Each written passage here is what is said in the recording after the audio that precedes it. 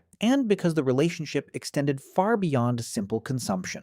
Ostriches range across the African savannas and semi-deserts where much of hominin evolution occurred, and their eggs, the largest produced by any living bird, represent a resource of considerable nutritional value. A single ostrich egg, boiled or roasted in the shell, provides enough calories to sustain an adult human for most of a day. Ostrich nests contain between 15 and 60 eggs at a time, laid by multiple females in a communal nest guarded by the dominant female and the male. Finding an active ostrich nest was therefore a significant food discovery. The shells of consumed ostrich eggs were not wasted. The thick, durable calcium carbonate of ostrich eggshell was repurposed into water containers, a critical technology in the arid and semi-arid environments where ostriches are most abundant. The large egg, emptied of its contents, cleaned, and sealed with a plug of resin or other material, serves as a portable water vessel capable of holding approximately 1 liter of water. Archaeological sites across southern and eastern Africa from approximately 60,000 years ago show evidence of ostrich eggshell containers,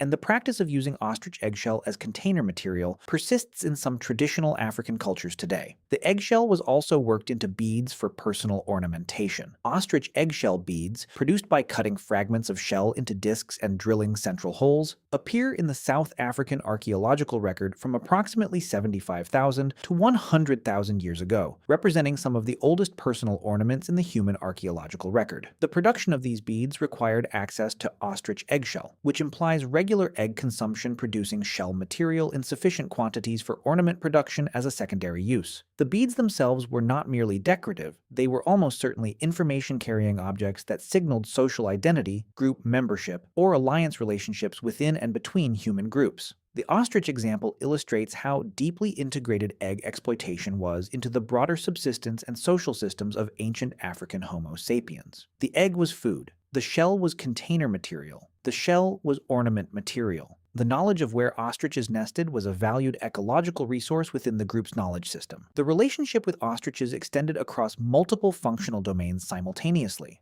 dietary, technological, ornamental, and social. Global expansion of modern humans out of Africa brought the behavior of egg exploitation into contact with entirely new ecosystems and entirely new egg-producing species, and the way in which expanding human populations incorporated these new resources reveals the adaptive flexibility of human foraging intelligence. In northern Eurasia, the eggs of colonial nesting seabirds, guillemots, razorbills, puffins, kittiwakes, formed part of the resource base exploited by coastal human populations. In Southeast Asia and the Pacific, turtle eggs, produced by sea turtles nesting on beaches and by freshwater turtles in riverbank nests, provided concentrated resources that coastal and riverine human populations exploited across the region. In Australia, the eggs of emus and of various waterbird species were incorporated into Aboriginal foraging systems, with knowledge of seasonal nesting locations forming part of the ecological knowledge base that structured territorial use and seasonal movement patterns. The diversity of egg-laying species targeted by human populations across different environments demonstrates the generality of egg eating as a foraging strategy. It was applied wherever humans found themselves, adapted to whatever egg-laying species were available, and integrated into foraging knowledge systems that treated egg season nesting locations as valued and strategically significant resources. The seasonal timing of egg availability also influenced human movement patterns in environments where egg resources were predictable